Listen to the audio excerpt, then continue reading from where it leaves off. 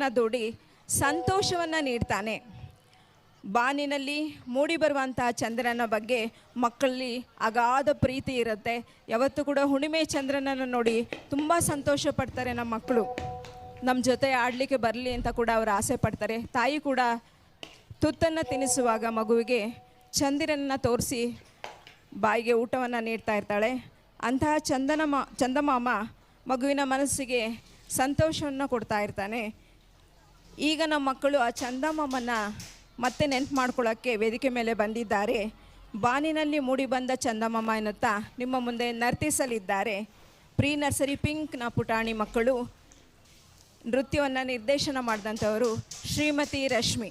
ಈಗ ನೃತ್ಯ ಬಾನಿನಲ್ಲಿ ಮೂಡಿ ಬಂದ ಚಂದಮಾಮ.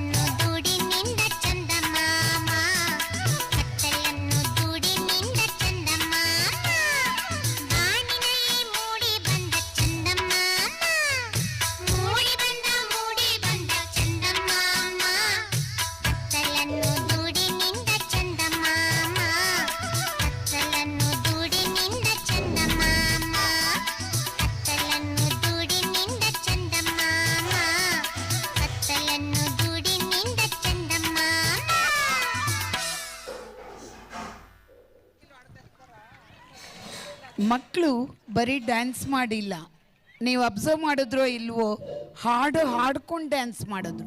ಅಂದರೆ ಇಡೀ ಹಾಡು ಅವರಿಗೆ ಹೊಸದಾದ್ರೂ ಎಷ್ಟು ಚೆನ್ನಾಗಿ ಒಂದು ಪದ ಬಿಡದೆ ಹಾಡಿದ್ರು. ಅಂದರೆ ನೋಡಿದ್ರ ನಮ್ಮ ಮಕ್ಕಳು ನಿಮ್ಮ ಮಕ್ಕಳು ಎಷ್ಟು ಜಾಣ್ರಲ್ಲ. ಜೋರಾಗಿ ಒಂದು ಚಪ್ಪಾಳೆ ಹೊಡೀರಿ.